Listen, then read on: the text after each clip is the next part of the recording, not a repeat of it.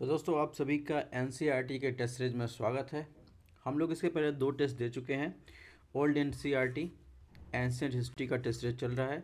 UPSC का exam हो या यूपीपीसीएस का एग्ज़ाम हो, पीटी के लिए 2024 के लिए ये सारे लेक्चर इंपॉर्टेंट है और ये एक एमसीक्यू की प्रैक्टिस सीरीज है। इसके अलावा इस टेस्ट सीरीज का नाम है वार्म अप सीरीज।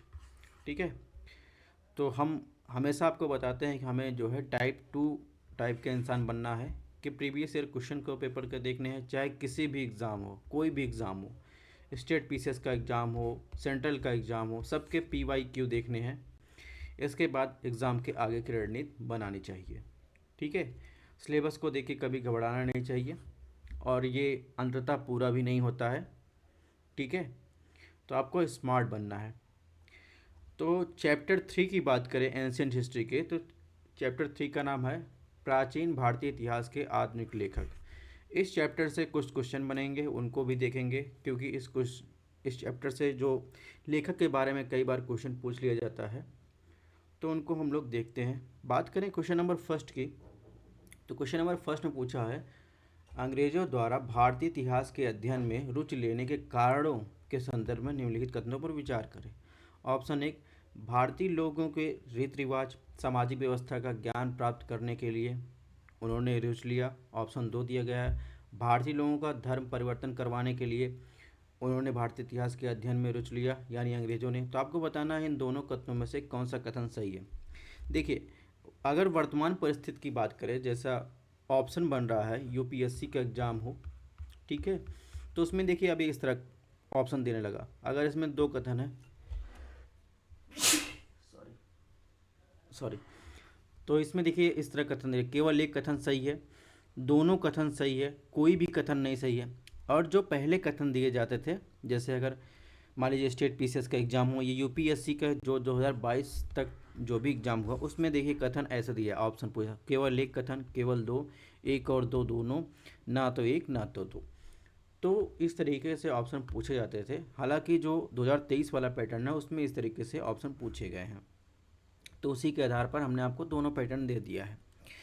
तो आपको बताना है कि अंग्रेज क्यों रुचि लेते थे आधुनिक भारतीय इतिहास के लेखन में। तो इसमें दोनों बातें सही हैं कि भारतीय लोगों का रीति रिवाज को उनको समझना था, सामाजिक व्यवस्था को समझना था, इसलिए रुचि लेते थे। इसके अलावा भारतीय लोगों का धर्म परिवर्तन करवाने के लिए भी ये लोग रुचि लेते थे। तो इसमें जो हो जाएगा, दोनों कथन सही है, यानी ऑप्शन बी इसके अकॉर्डिंग हो जाएगा। अगर इसमें दिया रहेगा तो इसमें ए बी सी डी, तो इसमें ऑप्शन सी जो है सही हो जाएगा। ठीक है, इसका एक्सप्लेनेशन दिया गया है। इसमें देखिए लिखा है 1857 के विद्रोह के पश्चात अंग्रेजों ने यह महसूस किया कि उन्होंने भारत पर अपना शासन मजबूत करने के लिए यहाँ के लोगों के रीति रिवाज सामाजिक व्यवस्थाओं का अध्ययन करना होगा। क्रिश्चियन मिशनरियों ने भारतीय लोगों के धर्म परिवर्तन कराने के लिए उनके धर्म की दुर्बलता को जानना आवश्यक समझा, ताकि वो धर्म परिवर्तन करा सके, उनके द्वारा ब्रिटिश साम्राज्य को मजबूत बनाया जा सके। तो इस हिसाब से देखेंगे तो आपको दोनों ऑप्शन सही है। बात करें क्वेश्चन नंबर 2 की, क्वेश्चन नंबर 2 में देखिए क्या पूछा है, भारतीय इतिहास के अध्ययन के संदर्भ में निम्नलिखित कथनों में कौन सा कथन सत्य है। ठीक है, अब देखिए इसमें 3 ऑप्शन दिए गए हैं। अब 3 ऑप्शन दिए गए हैं, तो वर्तमान 2023 में जो हुआ था उसमें देखिए ऑप्शन इस तरीके से बनेगा, केवल एक कथन सही है, केवल, ठीक है, इसमें 2 कथन सही है, सभी तीनों कथन सही है। इसमें ऑप्शन डी तीनों कथन, मतलब कोई भी कथन नहीं सही है। अगर ट्रेडिशनल जो पैटर्न बनता था, ऑप्शन ए में दिया जाए 1 और 2 सही है, ऑप्शन बी में दिया जाएगा केवल 2 सही है, ऑप्शन सी में 1 और 3 सही, ऑप्शन डी में देखेंगे तो 1 2 3 तीनों सही है। तो इस तरीके से ऑप्शन बन सकता था। बहरहाल हम देखते हैं इसमें ऑप्शन क्या दिया है। तो जर्मन विद्वान एफ मैक्स मूलर ने सेक्रेट्स वुड्स ऑफ द ईस्ट सीरीज में भारतीय धर्म ग्रंथों का अनुवाद किया। ऑप्शन 2, अंग्रेजों द्वारा भारतीय इतिहास के अध्ययन के फलस्वरूप यह बताया गया कि भारतीय समाज अलौकिक और वैज्ञानिक मान्यताओं पर आधारित था। ठीक है, ऑप्शन 2, मनुस्मृति का अंग्रेजी अनुवाद एक कोड ऑफ जेंट लॉज के नाम से हुआ। तो इसमें आपको बताना है कौन कौन से कथन सही है। अगर बात करें तो इसमें ऑप्शन 1 सही है कि मैक्स मुलर ने जो है भारतीय धर्म ग्रंथों का अनुवाद करवाया था। इसके अलावा ऑप्शन 3 भी सही है। ठीक है, लेकिन अगर आप देखेंगे ऑप्शन 2 को, तो इसमें लिखा गया है अंग्रेजों द्वारा भारतीय इतिहास के अध्ययन के फलस्वरूप यह बताया कि भारतीय समाज अलौकिक और वैज्ञानिक मान्यताओं पर आधारित। ये बात बिल्कुल सही है, ये बात बिल्कुल गलत है, सॉरी।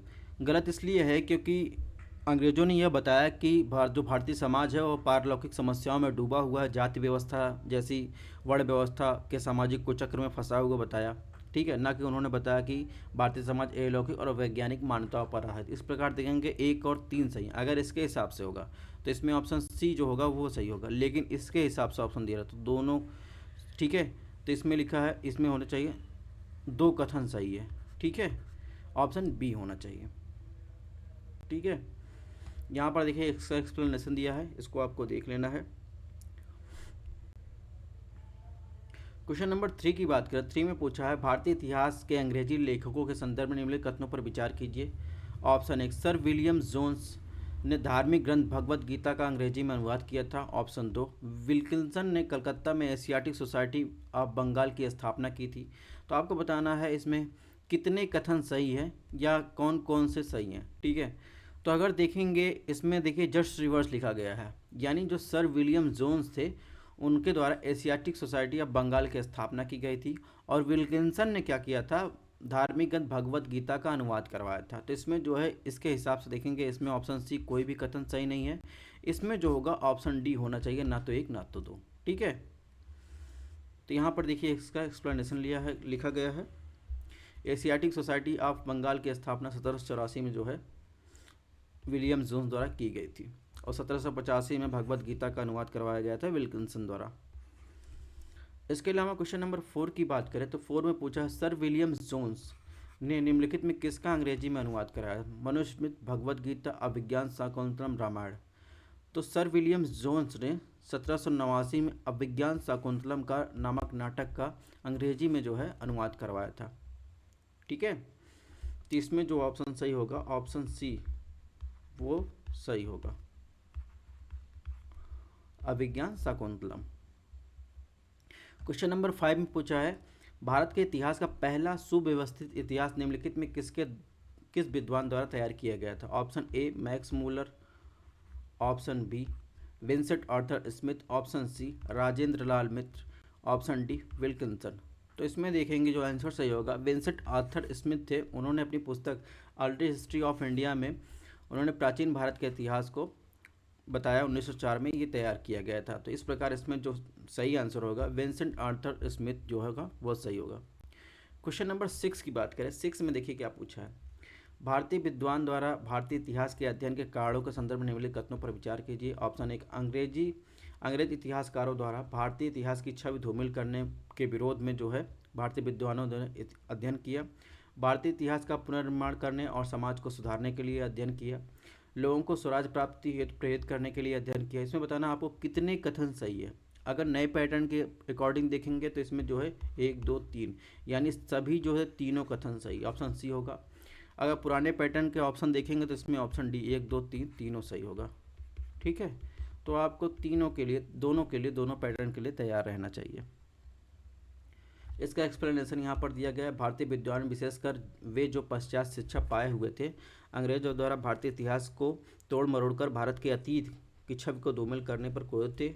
उन्होंने इंग्लैंड के फलते फूलते औपनिवेशिक शासन के विरोध में भारतीय इतिहास का पुनर्निर्माण के लिए यानी रिस्ट्रक्चर के लिए अध्ययन किया, ठीक है। यानी उनका जो ध्येय था वो केवल समाज को सुधारना नहीं था बल्कि प्राचीन भारतीय इतिहास का पुनर्निर्माण इस प्रकार करना था कि उससे समाज को सुधारने में मदद मिले, ठीक है, और इसे स्वराज प्राप्त करने में भी आसानी हो। क्वेश्चन नंबर 7 की बात करें, इसमें देखिए लेखक का नाम दिया गया है, पुस्तकें दी गई है।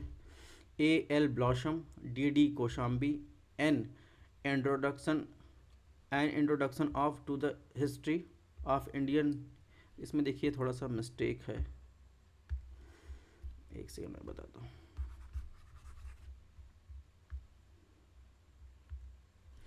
यहाँ पर देखिए लेखक लिखा गया है A.L. Basham, D.D. Kaushambi. Option C देखिए यहाँ दे दिया गया है राजेंद्र लाल मित्र, K.N. नीलकंठ शास्त्री। तो आपको इसमें बताना है, सही मिलान करना है।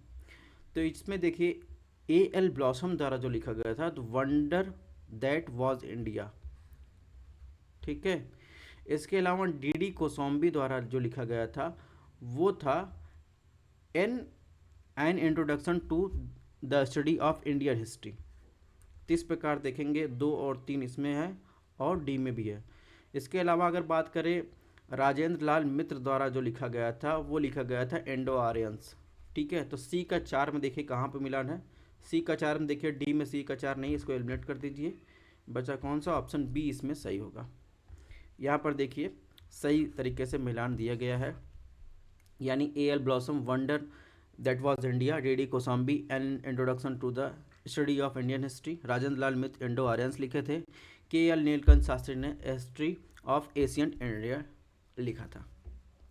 क्वेश्चन नंबर 8 की बात करें, इसमें पूछा है भारतीय इतिहास के लेखकों के संदर्भ में निम्नलिखित कथनों में कौन सा कथन सत्य है। ऑप्शन 1, रामकृष्ण गोपाल भंडारकर ने सातवाहनों के दक्कन के इतिहास का पुनर्निर्माण किया था। ऑप्शन 2, हेमचंद राज चौधरी ने महाभारत काल से लेकर गुप्त साम्राज्य के अंत तक भारतीय इतिहास का पुनर्निर्माण किया था। ऑप्शन 3, वी ए स्मिथ ने प्राचीन भारत के गणराज्यों के अस्तित्व के बारे में बताया। तो आपको बताना उपयुक्त में से कितने कथन सही है। ठीक है, तो आपको बताना कितने कथन सही है। अगर बात करेंगे कितने कथन सही है, तो इसमें ऑप्शन ए की जो जहाँ तक बात है, रामकृष्ण गोपाल भंडारकर ने सातवाहनों के दक्कन के इतिहास का पुनर्निर्माण किया था, ये बात बिल्कुल सही है। इसके अलावा हेमचंद राज चौधरी ने भी महाभारत काल से लेकर गुप्त साम्राज्य तक अंतर भारतीय इतिहास का रिस्ट्रक्चर यानी पुनर्निर्माण किया था। लेकिन अगर बात करें भारत के गणराज्यों के अस्तित्व के बारे में प्राचीन, तो ये जो बताया था ये थे केपी जायसवाल द्वारा बताया गया था, ना कि वी एस स्मिथ द्वारा। तो इस प्रकार इसमें जो है 1 और 2 सही है। पुराने अगर ऑप्शन के हिसाब देखेंगे तो इसमें ऑप्शन सी होगा, नए पैटर्न के हिसाब देखेंगे तो ऑप्शन बी, 2 या दोनों नहीं होना चाहिए, 2 कथन सही होना चाहिए, ऑप्शन बी जो होगा वो सही होगा। यहाँ पर देखिए इसका एक्सप्लेनेशन दिया गया है। क्वेश्चन नंबर 9 देखिए, 9 में क्या दिया, भारतीय इतिहास के लेखकों के संदर्भ में निम्नलिखित कथनों में कौन सा कथन असत्य है। ऑप्शन ए, पांडुरंगन वामन काणे के कीर्ति स्तंभ हिस्ट्री ऑफ धर्मशास्त्र सामाजिक नियमों और आचारों का विश्वकोश है। ऑप्शन डी, देवदत्त रामकृष्ण भंडारकर ने सम्राट अशोक पर लेखन कार्य किया। ऑप्शन सी, ए एस अलकेतर ने ए हिस्ट्री ऑफ साउथ इंडिया का लेखन किया। ऑप्शन डी डी कोसाम्बी ने अपने लेखन में भारतीय समाज के आर्थिक और सांस्कृतिक इतिहास के बारे में प्रस्तुत किया। तो जहाँ तक इसमें असत्य की बात कहा है तो ऑप्शन ए सही है, बी सही है, डी सही है। लेकिन ए हिस्ट्री ऑफ साउथ इंडिया जो लिखा था वो लिखा था, अभी हमने बताया, के ए नीलकंठ शास्त्री जी ने लिखा था। ठीक है, हिस्ट्री ऑफ साउथ इंडिया। तो इसमें ऑप्शन सी जो हो जाएगा इस ऑप्शन के हिसाब से, वो ऑप्शन सी जो हो जाएगा वो असत्य है। हिस्ट्री ऑफ साउथ इंडिया किसने लिखा था, के ए नीलकंठ शास्त्री ने। तो दोस्तों इस चैप्टर का जो है 9 क्वेश्चन पूरा हुआ। इसका एक्सप्लेनेशन देखिए यहाँ पर लिखा गया है, इसको आपको देख लेना है। इसके अलावा हमारे यूपीएससी की mains answer writing practice series चल रही है, इसमें डे 8 अपलोड होने वाला है। और इसके अलावा उत्तर प्रदेश प्रीलिम्स के लिए जिनको तैयारी कर ली उनकी पॉलिटी एनालिसिस की सीरीज चालू हो रही है, उसमें 2018 क्वेश्चन सॉल्व करवा दिया है, 2019 का भी वीडियो अपलोड होने वाला है। यूपीएससी के लिए भी हमारा 2 एपिसोड हो चुका है आर्ट एंड कल्चर का, उसमें 2011 से लेकर 2023 तक 13 वर्षों के प्रश्न पत्रों को देख रहे हैं हम लोग।